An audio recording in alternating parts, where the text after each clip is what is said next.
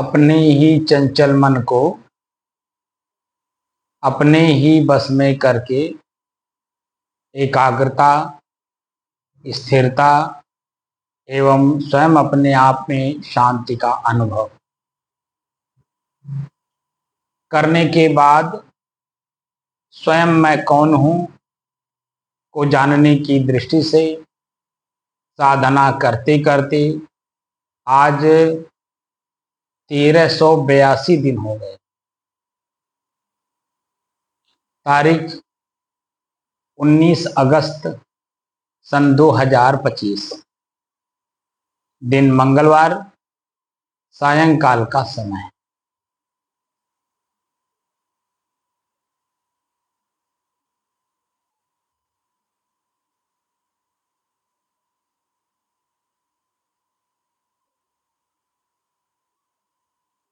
सहज भाव में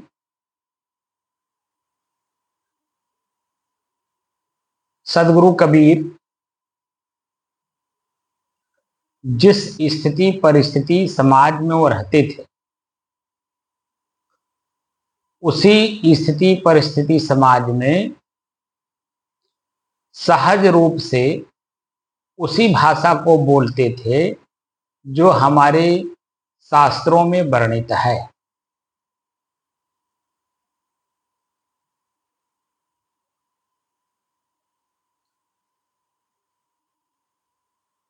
उपनिषद हमारे कहते उठो जागो, उठो और जागो, और उन महापुरुषों के शरण में जाओ जो जीवन के पथ प्रदर्शक हैं।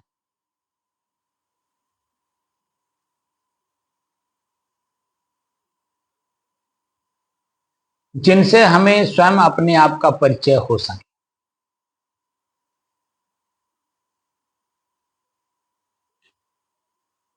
और प्रतिदिन जैसे घर में झाड़ू लगाते हो, वैसे ही अपने भीतर भी झाड़ू लगाओ। ये शरीर हमारा घर है। हमारे अपने शरीर के भीतर ही कचरा भर गया है। कचरे को कैसे साफ करेंगे?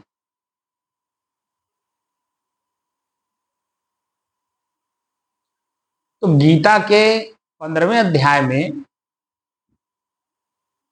पहले श्लोक में कहते हैं, ऊर्ध्व मूल मदः शाखम, मूल से ऊपर उठ। मूल क्या है? शरीर।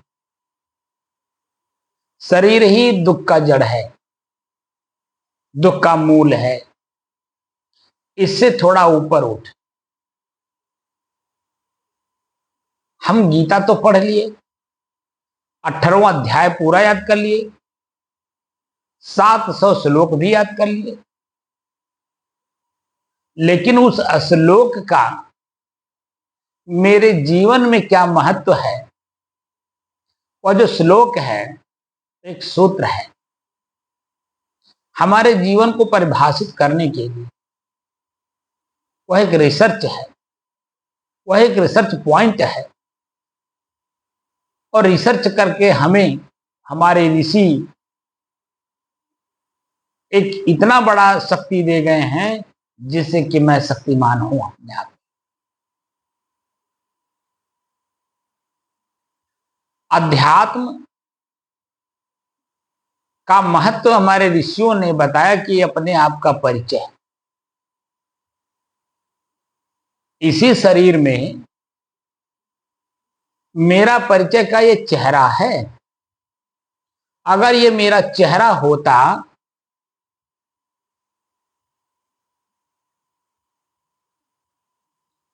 तो ये चेहरे तो जो चोर हैं, डाकू हैं, छिनार हैं या छली कपटी लोग हैं, उनका भी तो ये चेहरा है।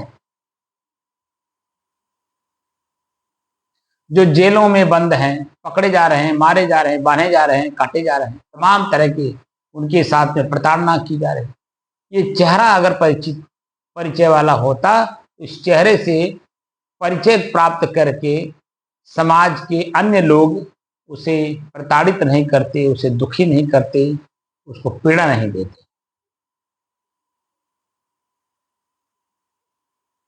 क्योंकि ये चेहरा मेरा परिचय नहीं कराता है। मेरा चेहरा, मेरे चेहरे के पीछे जो इस चेहरे को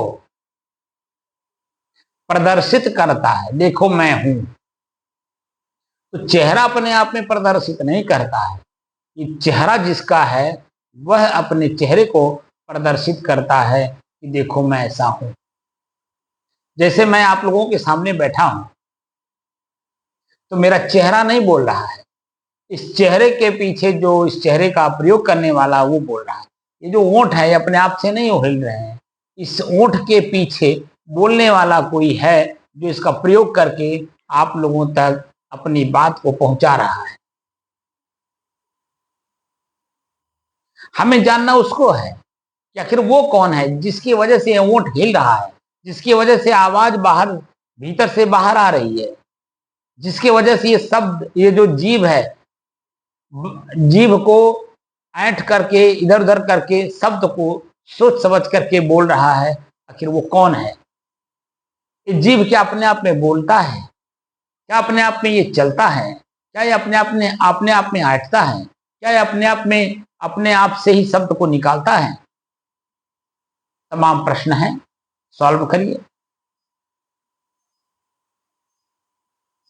ये साधना कौन कर रहा है? मैंने बताया था साधना का मतलब होता है बस में करना। अपने ही शरीर के स्थूल या सूक्ष्म अंगों को कौन कर रहा है अपने बस में? क्या ये शरीर अपने आप में आपके बस में हो जाएगा? अगर ऐसा संभव होता तो एक्सीडेंट कहीं नहीं होता। और ये शरीर का संचालन करने वाला जब निकल जाता तो ये शरीर अपने आप शमशान घाट चला जाता। लेकिन ये अपने आप में कहीं कुछ करता ही नहीं है। जिसको आप मुर्दा कहते हो कि मर गया, मरे हुए शरीर को आप खुद उठा करके इधर से उधर करते हो, क्या वो स्वतः अपने आप में हो जाता है? जिसका शरीर था उस शरीर से वो निकल गया, चला गया उस शरीर से, शरीर वहीं पड़ा हुआ है। इसलिए शरीर एक जड़ है, प्रकृति है, और इसी में इसका संचालित करने वाला, सुख दुख भोगने वाला इस शरीर से, इसी शरीर में रहता है। उसी को हमें जानना है कि आखिर वो है कौन, जिसकी वजह से चेहरा चमक रहा है, भीतर से आवाज निकल रही है, घाटी से आवाज निकल करके जीभ से शब्द बदल करके आपके कान तक पहुंचा रहा है। आखिर वो कौन है? इसी को जानने के लिए ही अध्यात्म मार्ग में हम लोग प्रवेश किए हैं। मैं स्वयं भी 17 सितंबर सन 1990 से इसी की खोज कर रहा हूं कि आखिर मैं हूं कौन।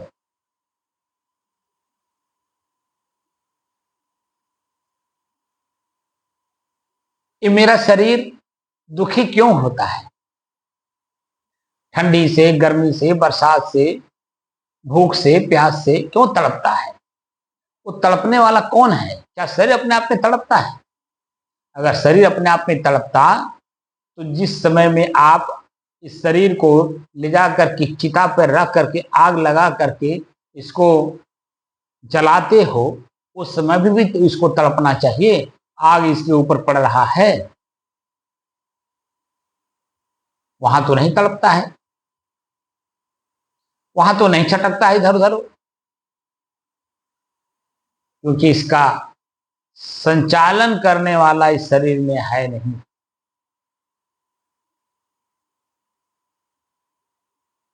उसी को हमें जानना है। कैसे जानेंगे?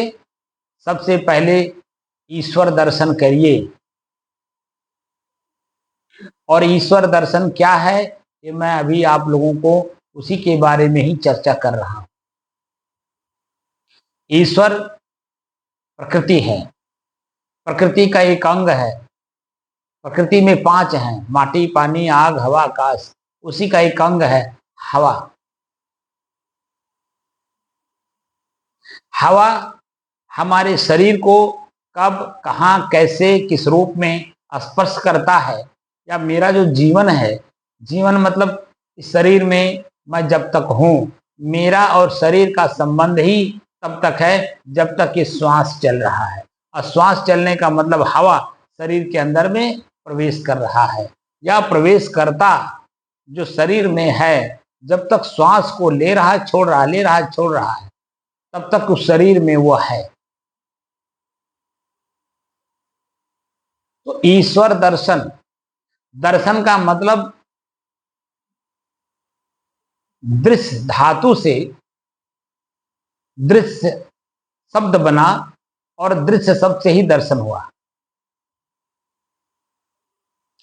जिसका अर्थ होता है देखने वाला या जिससे देखा जाए, और दिव्य दृष्टि। तो दिव्य दृष्टि का मतलब हुआ कि जिस समय में हम श्वास को देखते हैं, शुरू शुरू में, तो पहले तो हमारा मन इतना चंचल रहता है। चंचल का मतलब ख्याल, इतना ज्यादा ख्याल करता है कि वह 1 मिनट के लिए भी स्थिर नहीं रहता है। उस चंचल मन को हमें इसी श्वास को बार बार दिखा करके स्थिर करना है, ताकि मैं अपने इस श्वास के बारे में कुछ जान सकूं, देख सकूं, समझ सकूं कि श्वास आखिर है क्या, और यह श्वास समय समय से मुझे क्या दिग्दर्शन कराता है, यानी क्या दिखाता है। जब मैं दृष्टा दृश्य का अभ्यास करूंगा, देखने की प्रक्रिया में रहूंगा, तो मैं और मेरा श्वास दोनों अलग अलग हो जाते हैं। और जब दोनों अलग अलग हो जाते हैं पूर्ण रूपेण, तो श्वास में यह भी दिखाई देता है कि श्वास वर्तमान में जो हवा है, उस हवा में क्या क्या दिखाई दे रहा है। हमारा हवा जो श्वास ले रहे हैं, उसमें गर्मी है या ठंडी है या शीतलता है, सुगंध है कि दुर्गंध है या सामान्य है। तो वर्तमान समय में जो बैठ करके हम लोग चर्चा कर रहे हैं, जिस हॉल में हम चर्चा कर रहे हैं, ये हॉल कोई ज्यादा बड़ा नहीं है, बहुत छोटा है। इसका छत भी हाई, इसकी छत की हाइट भी नहीं है, ज्यादा से ज्यादा 9 या 10 फुट पे होगा। तो दिन भर जो सूरज की गर्मी है, छत पूरा गर्म कर दिया है, और छत के माध्यम से जो इस हाल का हवा है, वो अपने आप में गर्म हो गया है। पंखा चलने की वजह से छत का जो गर्मी है, वह पंखे के हवा के माध्यम से हमारे शरीर और हमारे नाक के भीतरी हिस्से में जा करके मुझे महसूस करा रहा है कि हवा में गर्मी है। और वह गर्मी हमें व्याकुलता, बेचैनी, घबराहट या क्या क्या हमें दिखाता है समय समय से। वर्तमान समय में बेचैनी, व्याकुलता, घबराहट नहीं है, सहनशीलता के अंतर्गत है। इसलिए बैठ करके मैं चर्चा आप लोगों से कर रहा हूं। और यही जब सहनशीलता से बाहर हो जाता है, सहनशील नहीं रह जाता है, उस अवस्था में, उस परिस्थिति में हमारे भीतर से आवाज ही नहीं निकलती। आवाज क्या निकलती है? इस कमरे से पहले बाहर निकला जाए,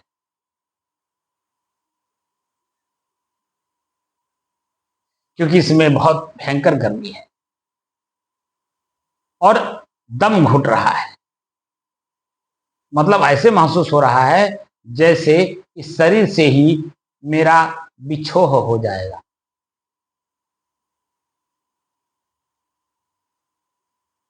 लेकिन जब हम उसको अभ्यास करते करते करते करते करते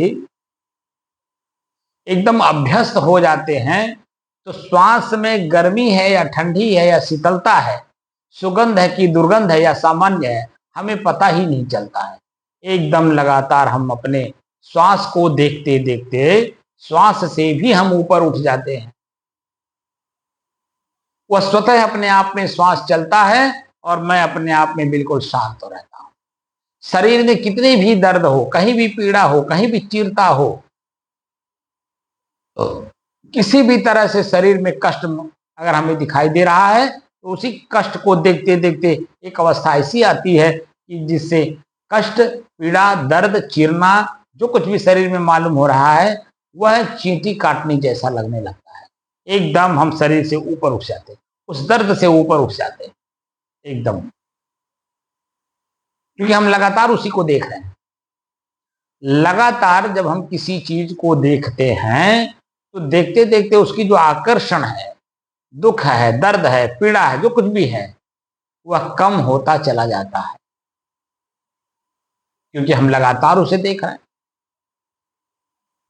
तब उसी को देखने पर मन में उत्पन्न होता है कि इससे हम कैसे अलग हों, ये मेरे से कैसे अलग हो, ये मेरे पास दोबारा ना आवे, उसका उपाय ढूंढा जाए।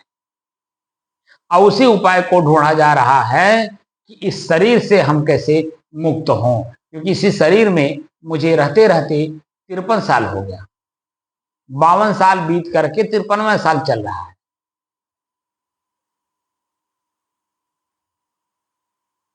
तो ऐसी स्थिति में अब हम जब इसी को बार बार देखेंगे, बार बार देखेंगे, बार बार देखेंगे, इसी अपने ही शरीर से मुझे क्या प्राप्त होगा, जिससे कि मैं इस शरीर से अपने आप को अलग कर ले जाऊंगा, यही तो जानने बैठे हैं। और यही चीजें हम आप लोगों को भी दिखाना चाहते हैं, स्पष्ट दिखाना चाहते हैं कि देखो, जानो, समझो और इससे ऊपर उठ जाओ, क्योंकि ये तुम नहीं हो। ये जो देखने की शक्ति है, जानने की शक्ति है, समझने की शक्ति है, ये भी प्रकृति ही है, क्योंकि ये मन है और मैं मन से बहुत ऊपर हूं, और मन मेरा है, न कि मैं ही मन हूं। हमने आंख का प्रयोग किया, आंख से जो कुछ भी देखा, वह दृश्य तो जहां है वहीं रह गया, जो शब्द है वहीं रह गया, लेकिन उसकी स्मृति, ख्याल मस्तिष्क में बना हुआ है, उसी को मन कहते हैं। वो जो स्मृति है, ख्याल है, वही जो मन है, वही बार बार स्मृति करके, ख्याल करा करा करके हमको उसी को चाहने की, पाने की ललक बढ़ाता रहता है। और जो चाहना का ललक है, उसी में मैं उलझ करके अपने आप से अपने आप को भूल गया कि मैं वो नहीं हूं।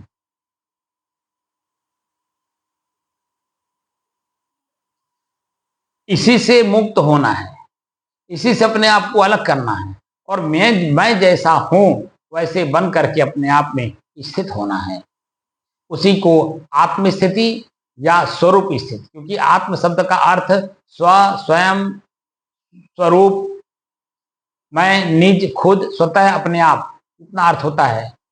तो आत्म शब्द का मतलब हुआ स्वयं मैं जैसा हूं वैसे ही मैं रह जाऊं। आत्म स्थिति, मेरी जो स्वयं की स्थिति है, वो स्वयं उसी उस स्थिति में मैं रहूं, यही अन्य चीजों से मुझे मुक्ति दिलाता है, क्योंकि मैं अपने आप में आ गया और अन्य चीजों से मैं मुक्त हो गया।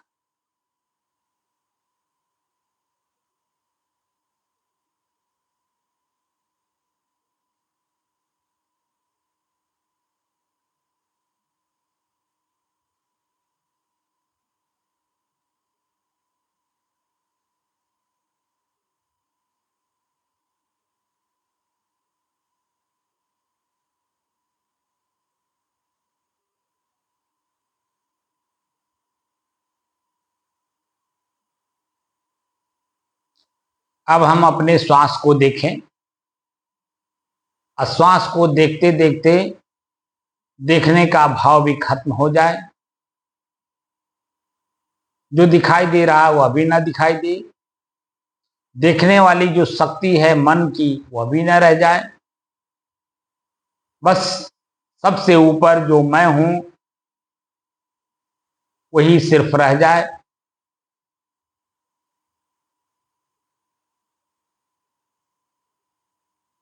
इसी का अभ्यास करते हैं।